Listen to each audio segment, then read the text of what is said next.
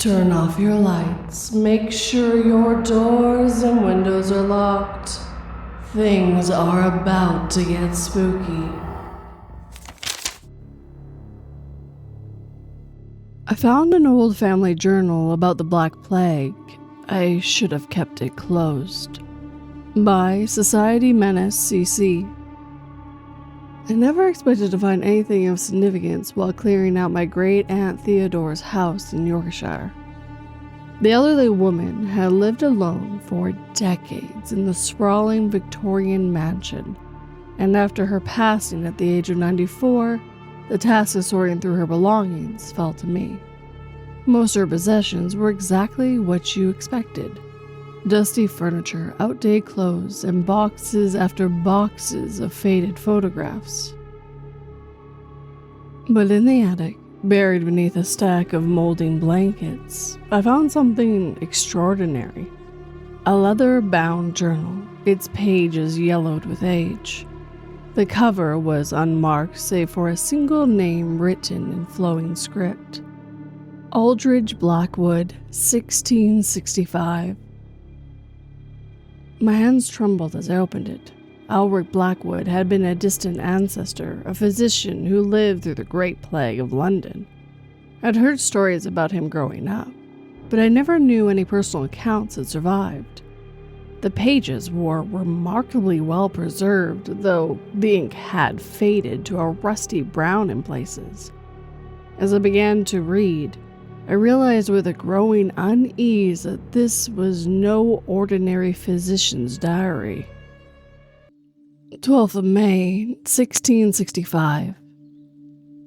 Today I witnessed something that defies all medical knowledge I possess. The plague has begun to spread through London Street, as we all feared it would. But there is something different about this outbreak, something that fills me with a deep and gnawing dread. I was called to attend young Thomas Whitemore, son of the merchant on Bread Street. The boy presented with the typical symptoms: fever, chills, and a small swelling in his neck. But when I examined the bubble more closely, I observed movement beneath the skin, not the usual pulsing of infected tissue, but something deliberate, purposeful. When I lanced the swelling, what emerged was not merely pus and blood. I shall document this precisely, though my hands shake to write it. The infected matter seemed to wither of its own accord, and within it, I glimpsed what appeared to be minute, thread-like structures, twisting and coiling like tiny eels. Young Thomas expired within hours. His father begged me to examine the body, convinced some curse had befallen his son. I agreed, though I now wish I hadn't. The body's lymph nodes, when extracted, contained more of the strange fibers. Under my microscope, they appeared to be almost crystalline, with complex branches patterning unlike anything I encountered in my studies of the disease. I have preserved several samples. God forgive me, but I must understand what this is. 15th of May, 1665. 3 more cases today, all showing the same peculiar characteristics. The fibers appear in every sample I examine. They seem to grow more complex, more organized with each passing day. I began to sketch their patterns, though I fear my drawings do not do justice to their bizarre intricacy. My colleague, Dr. Edmund Halsey, believes I'm allowing fear and exhaustion to cloud my judgment. He claims I'm seeing patterns where none exist, that these are merely the typical signs of the bubonic plague. But he hasn't observed them under the microscope as I have. He hasn't seen them move. I must document something else, though I hesitate to commit it to paper. The infected seem to share a common behavior in their final hours. They speak of visions, not the usual fevered hallucinations, but specific, constant images. They describe vast networks of tunnels branching endlessly beneath the earth. They whisper about something moving through these passages, something ancient that has been waiting. I tell myself these are merely ravings of dying minds, yet each patient describes the same scenes, down to the smallest detail. How can this be? 20th of May, 1665. I've made a terrible discovery. The samples I preserved, they've changed. The fibers have grown more numerous, forming intricate patterns that seem almost like writing in a language I cannot read. When I examine them, I feel a curious sensation, as if something is attempting to communicate through these bizarre structures. More disturbing still are the rats. London has always been plagued with them, but their behavior has become increasingly erratic. They gather in large groups, moving with an unnatural coordination. Yesterday, I observed a group of them in my laboratory, clustered around the cabinet where I keep my samples. They seem to be listening for something. I've begun to experience strange dreams. I see the tunnels my patients describe, endless passages that seem to pulse with their own heartbeat. Sometimes I hear whispers in languages that have never been spoken by human tongues. I tell myself this is merely the result of exhaustion and stress, but deep down, I know better. 25th of May, 1665. The infection rate is growing exponentially, but that is not what truly terrifies me. It's the patterns. They're everywhere now, in the spread of the disease through the city, in the way the rats move through the streets, in the very arrangement of the bodies we collect each morning. Everything follows the same branching structures I first observed in those tissue samples. I've started mapping these patterns, and what emerges is impossible to ignore.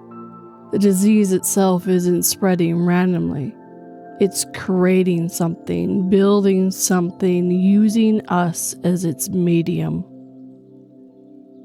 Dr. Halsey visited again today. He seems troubled by my research, especially my maps and drawings. He suggested I take some time to rest, mentioned that many physicians have been driven to madness by horrors we witness. But his eyes lingered too long on my samples. I noticed his hands trembling as he spoke. After he left, I discovered several of my samples were missing. 1st of June, 1665.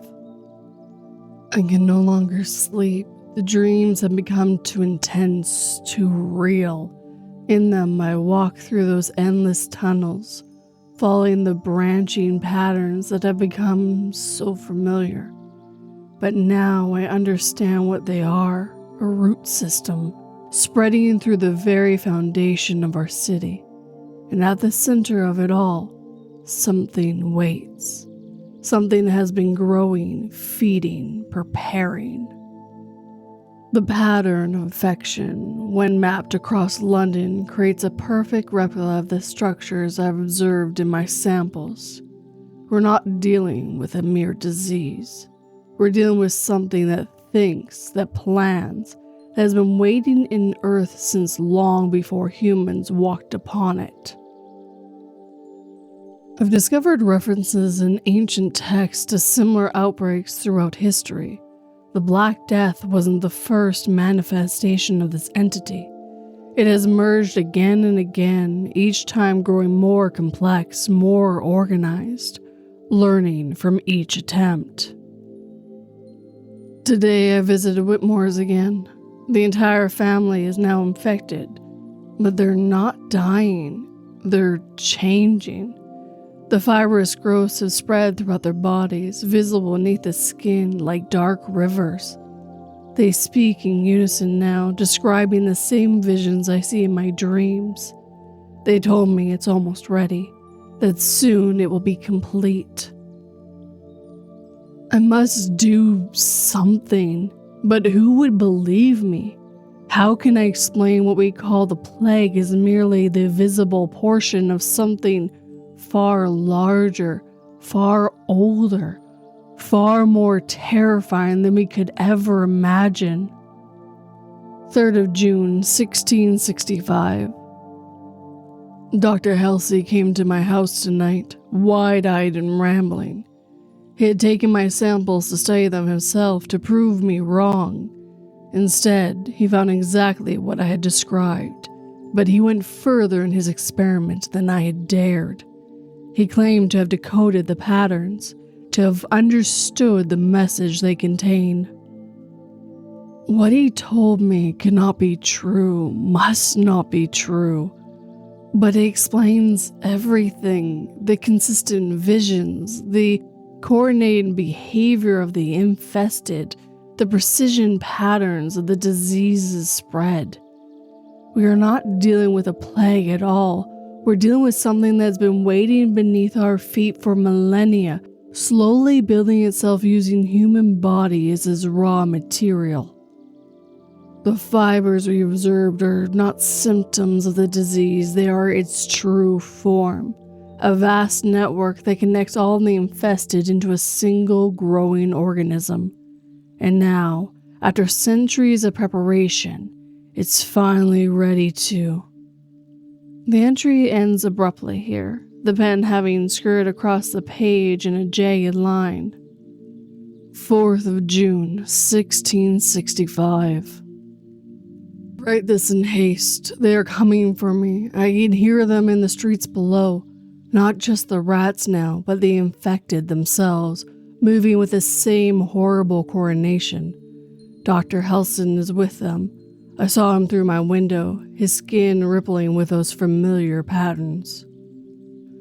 I've hidden my research as best I can. This journal will be with my sister in Yorkshire, along with some instructions that it should be preserved but never read. Some knowledge is too dangerous. The patterns are complete. The network is fully formed. Whatever has been growing beneath London is ready to emerge, to transform from an invisible web into something far more terrible. I understand now why the infected didn't die, why they changed instead. They were never meant to die. They were meant to become part of it. And now, I hear them on the stairs. The rats came first, hundreds of them, their eyes gleaming with an intelligence that should not exist in such creatures. Behind them, I hear the shuffling steps of the infested. Whoever finds this journal, burn it and forget everything you read. Some things should remain buried. Some knowledge should stay hidden. The patterns are everywhere now. Once you begin to see them, you can never stop. They're in the very fabric of our world, waiting to be activated, waiting to spread, waiting to... The writing ends here, replaced by a series of intricate, branching patterns drawn in what appears to be dried blood. I closed the journal, my hands shaking. I told myself it was just the ravings of a man driven mad by the horrors of the plague. But as I set it down, I noticed something that made my blood run cold. There, on my wrist, arrested against the pages, was a small, dark mark. When I looked closer, I could see thin, thread-like lines begin to spread beneath my skin, forming familiar branching patterns. I spent the next 3 days convincing myself the mark on my wrist was nothing, a trick of the light. Perhaps an allergic reaction to the old leather binding. But on the 4th morning, I could no longer deny what I was seeing. The pattern had spread halfway up my forearm, dark lines branching beneath my skin like tiny roots. The medical training made it impossible to ignore the implications. The branching patterns follow my lymphatic system perfectly, tracing paths between my lymph nodes that I memorized in anatomy class. But there was something else, something that sent ice through my veins. The pattern wasn't just following my lymphatic system, it was extending it, creating new pathways that shouldn't exist. I returned to Theodora's house, desperate to find anything else that might explain what was happening to me. This time, I searched the attic methodically, checking every box, every corner. Behind a false panel on the wall, I found a metal strongbox. Inside were more documents, letters, hospital records, and most importantly, a series of correspondence between my great-aunt and someone named Professor Helena Blackwood, dated 1973. 15th of September, 1943. Dear Theodora, I must thank you for sending me Aldrich's journal. As a last practicing physician in the Blackwood line, I've long since suspected our family connected to the Great Plague went deeper than historical record suggests. Your discovery confirms my worst fears. I spent the last 20 years studying unusual disease patterns across Europe, focusing particularly on the incidence that mirrors the 1665 outbreak. What I found is deeply troubling. The branching patterns Eldrick documented have appeared repeatedly throughout history, always in isolated incidents that were quickly covered up or dismissed as medical curiosities. Enclosed are my notes from a case in Prague, 1928. A young girl presented with what appeared to be severe lymphobic inflammation. Within days, similar cases appeared throughout her neighborhood. The attending physicians documented branching patterns identical to those of Eldrick's drawings. But here's what truly terrifies me. He also documented instances of simultaneous movement among the infected. 37 patients, spread across 3 hospitals, all turned their heads at exactly the same moment to look in the same direction, all blinking in perfect unison. The outbreak was contained only when the entire neighborhood was quarantined and dealt with. The official records listed as a tragic fire. That's not all. I found references to similar incidences dating back to ancient Rome. They called it Morbius radicus, the root disease. The symptoms are always the same. The branching patterns, the coordinated behavior, the whispered descriptions of vast underground networks. I believe what Elric encountered was an isolated incident. It was merely one emergence of something that has been with us throughout human history. Something that uses disease as a mechanism for... I hesitate to use the word, but I can think of no other that fits colonization. Your loving cousin, Helena. There were more letters, but what caught my eye was a folder of medical photographs paper clipped to the next page. They were from various time periods, starting with grainy images from the 1920s and progressing to clear, more recent shots. Each showed the same thing: patterns with distinctive branch patterns visible beneath their skin. The most recent photos were from a small outbreak in northern England in 1981. The patterns were identical to what was now spreading up my arm. But it was the last item in the box that truly shook me. A modern medical report dated just 3 years ago from a laboratory in London. Confidential, project root analyst of tissue sample recovered from 1665. Preservation reference, Blackwood collection. DNA sequence has revealed anomalous structures within preserved lymph node tissue. Branching filaments appear to be composed of previously unknown organic material with several impossible characteristics. 1. The sample remains metabolically active despite 350 years plus of preservation. 2. Filaments demonstrate ability to spontaneously organize into complex patterns. 3. When placed in proximity, separate samples display synchronous behavior.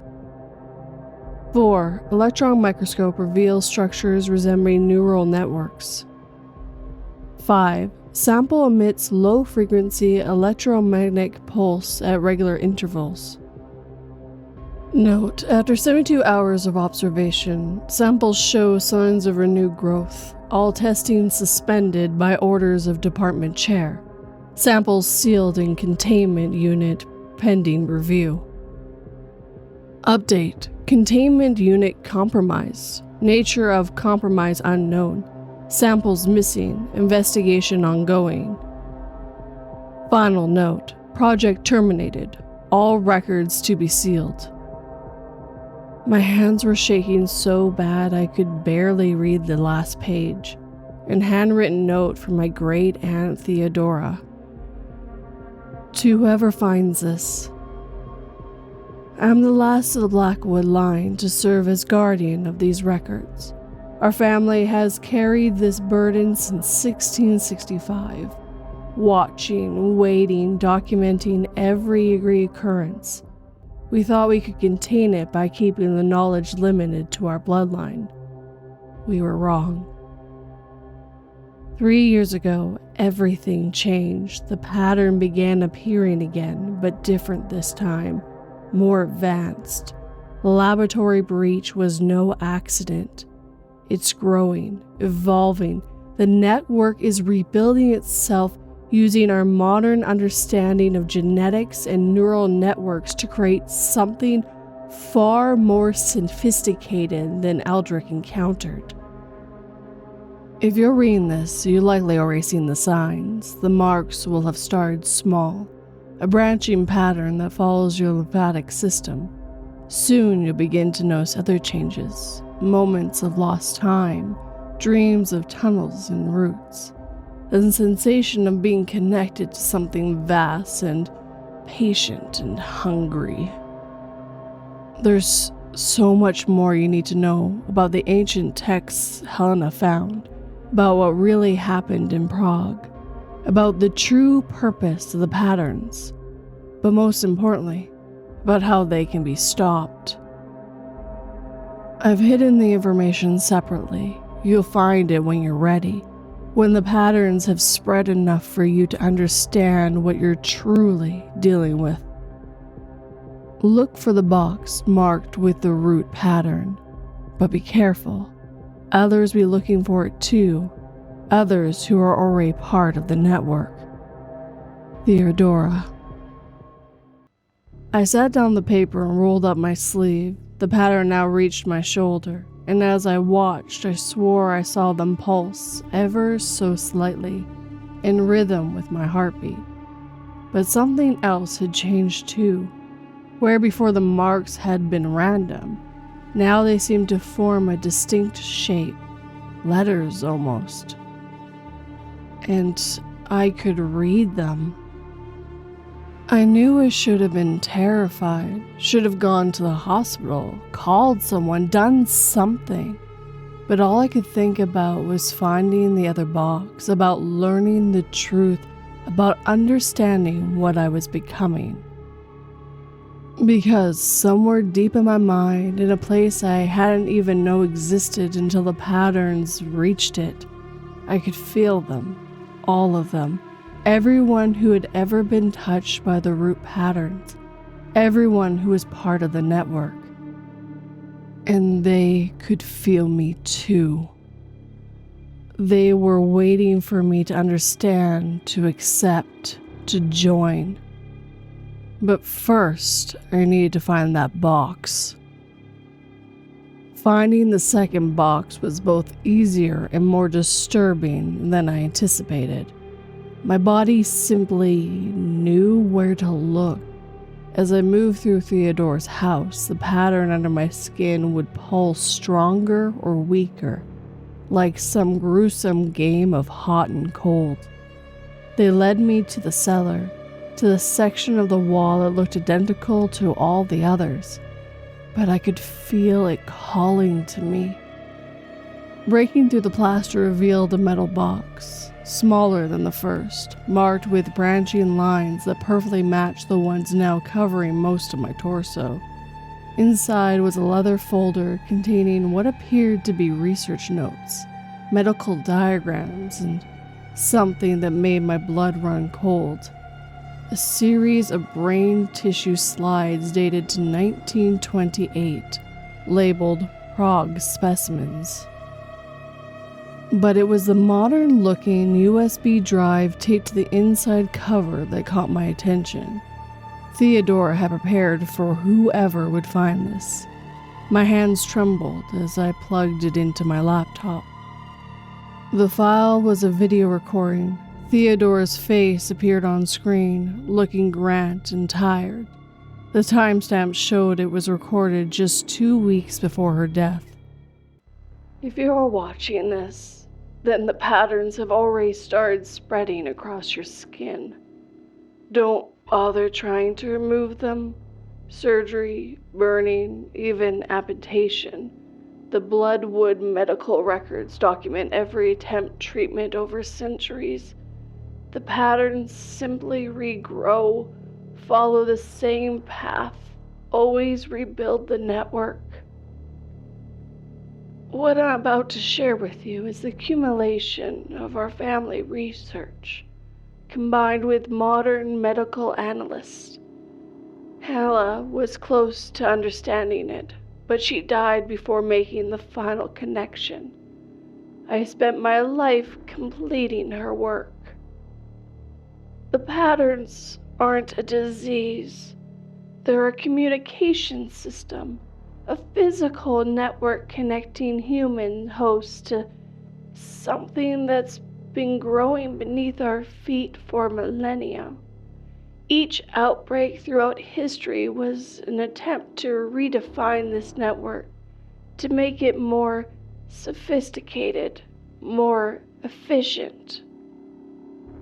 The Prague incident in 1928 was the first time it achieved simultaneous neural synchronicity across multiple hosts. The tissue sample in the box are all that remain of that attempt. Under a microscope, you'll see that the branching patterns don't just follow the lymphatic system. They interface directly with neural tissue, creating new pathways between hosts. But here's what Helena didn't know, what we only recently discovered through electronic microscope and DNA analysis. The patterns aren't adding something to our bodies. They're activating something that was already there, dormant in our genetic code. Every human carries these latent structures. The patterns just wake them up.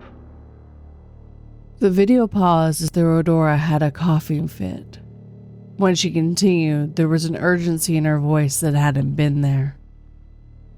You need to understand, this isn't an invasion, it's an activation. Every plague, every outbreak, every instance of patterns appearing was just another attempt to switch us on, to activate what's been sleeping in our DNA since before we were human. The Blackwood family were more susceptible than most. Something in our genetic makeup make us ideal hosts for the initial stage of activation. That's why Aldrich was among the first to document, where our family has been connected to every major outbreak. I'm running out of time, so I'll tell you what you need to know most urgently.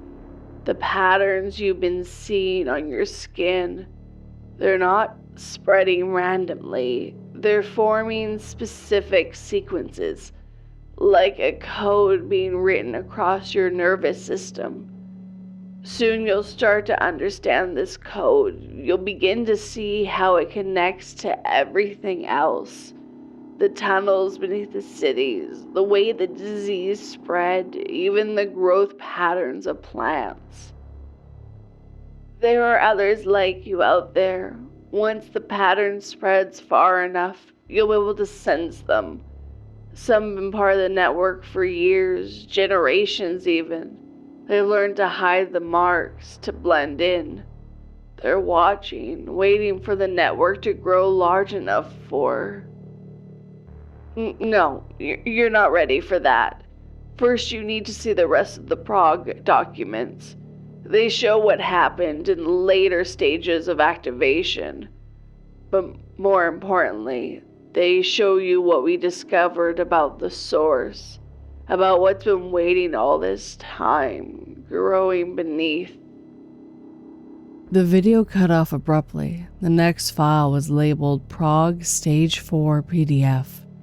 As I opened it, I noticed something odd. The patterns on my arm were moving, shifting to match the diagrams appearing on my screen. My body was learning, adapting, implementing the information in real time. The document began with a detailed medical report. Subject 23, Prague outbreak, day 17, terminal stage observations. The branching patterns now cover 94% of the subject's neural tissue. Brain activity shows perfect synchronicity with all the other stage 4 subjects. Autonomous functions, heartbeat, breathing, occur in perfect unison across all connected hosts. New growth patterns observed in deeper brain tissue. Subjects report shared consciousness experience. Memory transfer between hosts confirmed through control testing. Most significant discovery: subjects no longer behave as individuals. They function as nodes in a larger neural network, each brain serving as a processing center for what appears to be a vastly larger consciousness. Critical observation: this network appears to extend beyond the human hosts. Soil samples from beneath Prague shows identical branching patterns extending at least 300 meters below ground. These underground structures pulse and sync with the hostess's neural activity. Update: subjects have begun modifications in their environment. Working in perfect coordination, they are constructing something in the hospital basement. The structure follows the same branching patterns observed in tissue samples. Purpose unknown. Final note: military containment ordered after subjects began converting organic material into new growth medium. Method of conversion unknown. Entire facility to be sealed in. The rest of the document was heavily redacted, but the images remained. They showed cross-sections of human brain tissues with the familiar branching patterns. But these were different from the ones on my skin, more complex, more organized, like circuit diagrams drawn in living tissue. The last page contained a single photo, a massive underground chamber beneath the Prague hospital. The walls were covered in branching patterns that glowed faintly in the dark. In the center was a partially constructed structure that resembled a human nervous system scaled up to architectural size. But what made me slam the laptop shut was the realization that I understood exactly what I was looking at. Not just understood, I could feel my body wanting to recreate it. The patterns under my skin were already starting to shift, to organize themselves in similar structures. Something warm trickled down my face. When I wiped it away, my hand came back red. Not blood, something darker. The tiny branching fibers visible within it. I could feel them trying to grow, to spread, to connect. The laptop screen flickered back to life on its own. A new document was opening. As I watched, text began appearing, written in the same branching patterns that covered my skin. You are ready to begin finding the others. The network must grow. The structure must be completed. Below my feet, I could feel vibrations in the earth, regular, rhythmic, like a vast heartbeat, or perhaps footsteps. I knew I should run, should burn the documents, destroy the evidence, try to stop the spread somehow. But instead, I found myself walking to the cellar door. Others were coming. I could feel them getting closer, their patterns pulsing in sync with mine. And deep beneath the earth, something ancient and patient stirred, ready to rise through its newly awakened network. The others arrived exactly as I knew they would, their footsteps echoing in perfect synchronization above me. I could feel their patterns resonating within mine, 5 distinct nodes in the growing network. As they descended the cellar stairs, I saw they appeared completely normal, wearing ordinary clothes, looking like anyone you might pass on the street. Only I can see the faint line beneath their skin, pulsing in rhythm with my own. "Welcome, brother," said a woman who introduced herself as Dr. Sarah Shin. "We've been waiting for another Blackwood to join us. Your family always produces the strongest connections." I found myself answering in words that weren't entirely my own. "The network requires a Blackwood to complete the next phase." "Yes," she smiled. "Just as it did in Prague. Just as it will again." But something wasn't right. As they moved closer, I noticed inconsistencies in their patterns. The branching structures beneath their skin weren't quite synchronized, showing subtle variations that couldn't have been possible in a true connected network. My medical training kicked in, and I began to analyze what I was seeing with critical detachment. "You're not part of the network," I said suddenly. "Not really. Your patterns, they're artificial." Dr. Chen's smile faltered. "Clever. Just like Theodora. She figured it out too, you know. Why do you think she had to be eliminated?" The truth hit me like a physical blow. You killed her. You're not connected to the network. You're trying to control it. "For decades, we've been trying to understand this phenomenon," another member of the group explained. "We attempted to artificially recreate the patterns to tap into the network, but it never works properly without a true carrier, a Blackwood. Your family's genetic makeup is the key to interfacing with the deeper structure." The Prague incident wasn't a natural emergency, I realized. It was an experiment. You tried to force an activation. "An experiment that you're going to help us complete," Dr. Chen said. "Your connection to the network is genuine. With you, we can finally establish control over the entire system." They moved to grab me, but at that moment, something extraordinary happened. The patterns across my skin began to pulse with brilliant clarity. Information flooded my mind, not from them, but from something far older and vast. I finally understood what Eldrick had discovered, what Theodora had protected, and what Helena had died trying to prevent. The network wasn't meant to be controlled. It was meant to protect us. "You don't understand what you're dealing with," I said, backing away. "The patterns, the network, they're not a disease or a tool. They're an immune system, a defense mechanism echoed in our DNA millions of years ago, designed to activate when needed." "Defense against what?" Dr. Chen demanded. Deep beneath our feet, something shifted, the vibrations I felt earlier growing stronger. "Against them," I whispered.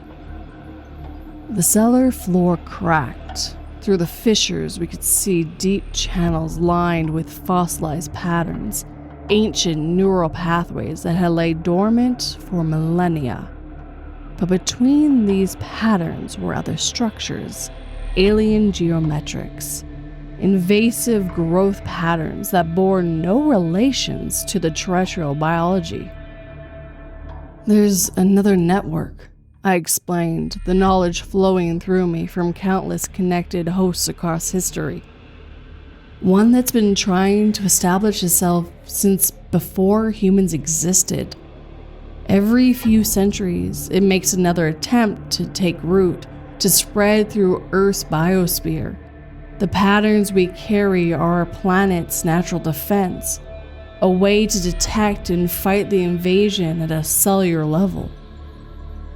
"That's impossible," one of them breathed. "The Black Death, the Prague incident, every major outbreak, they weren't random.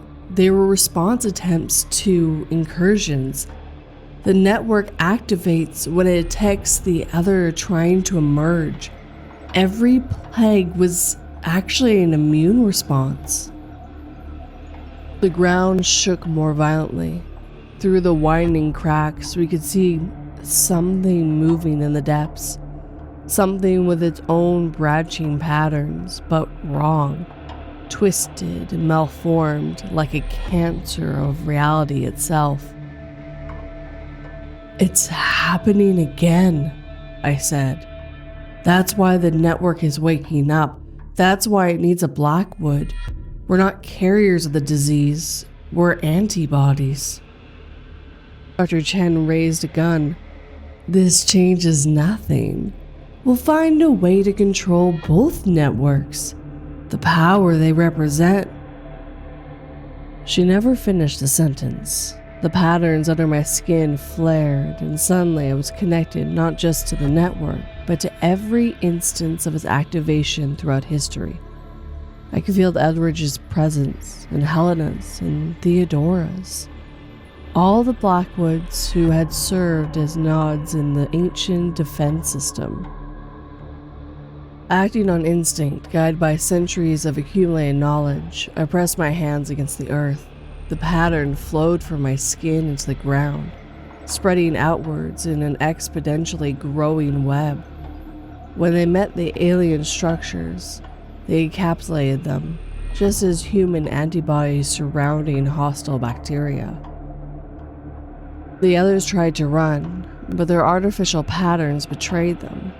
The network recognized them as compromised cells and responded accordingly. I watched in horror as their pseudo-patterns dissolved, taking their cellular structures with them. They collapsed in organic slurry, their bodies converting themselves into raw material for the network's growth.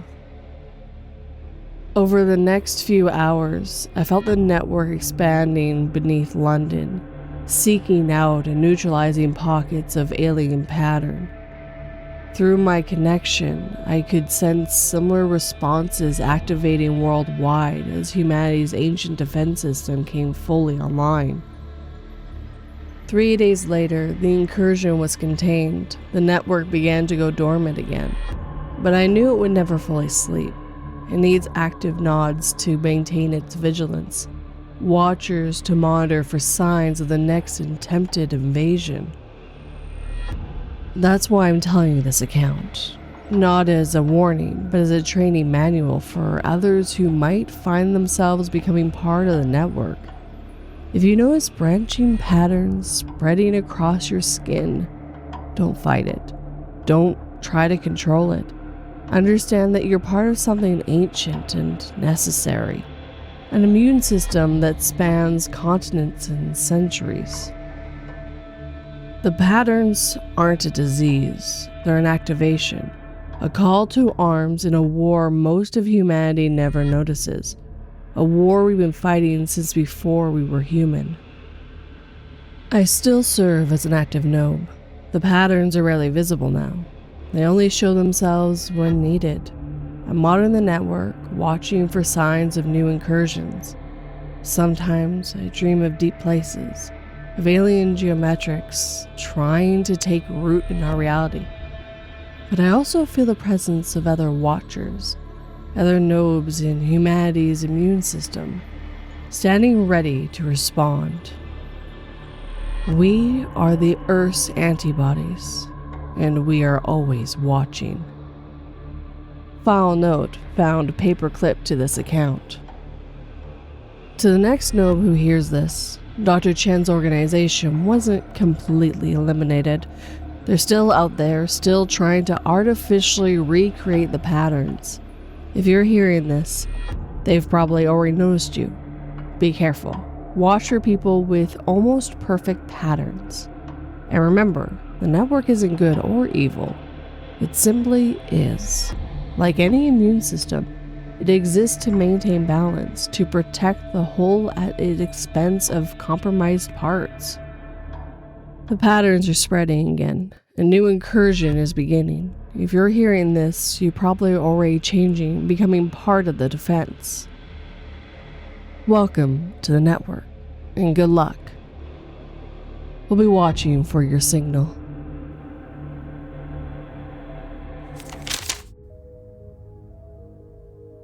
He groggily regained consciousness from his drug-induced nap as my hammer shattered the remnants of his pelvis. His screams of terror falling on deaf ears as I breathed in a deep sigh of relief, knowing that finally this would end his nightly visits to our daughter's room.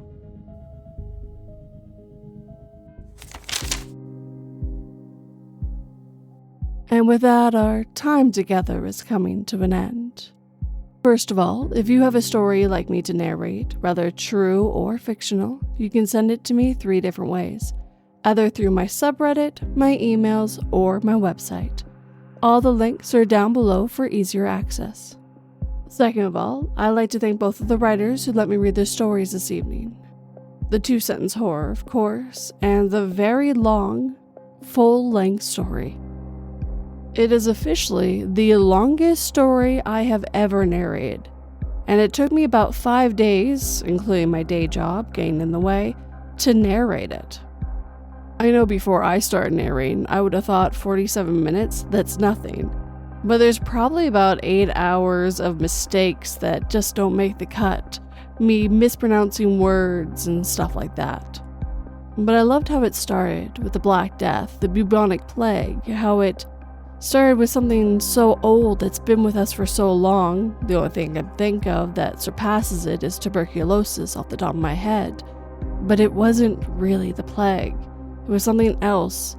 An immune system trying to protect us against something older, something more alien that just wants to take over our world, our dimension, or whatever. I love when writers do things that you don't expect. Change things in history, but still makes sense on its own. I just got a new mic as well, and I'm trying to figure out the best way to record with it. I noticed a lot more problems with this one, so I'm going to see if there's some adjustments I can do to help fix it.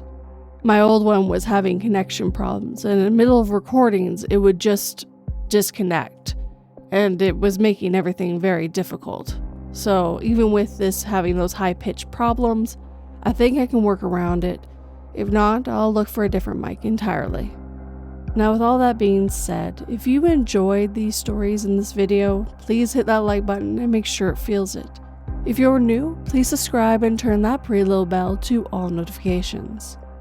And of course, I would absolutely love a comment. Tell me what you thought, what kind of stories you like in the future, anything like that. If you're listening on the podcast and are able to, please review, and Spotify lets you leave comments as well. If you'd like to help this channel and podcast grow, please share it with anyone who might enjoy it. It helps new people hear my voice in these stories. If you'd like to help in a more financial way, like these lovely people on screen right now, I do have Patreon and memberships, where for $1 a month you get early access and a few other bonuses. But if you'd like to do just more of a one-time thing, I do have PayPal, Buy Me Coffee, and Super Thanks. As always, none of this will ever be expected, just always appreciated. I really enjoy narrating these stories, and I'm just happy you guys are listening. Sleep tight and don't let 42 bite.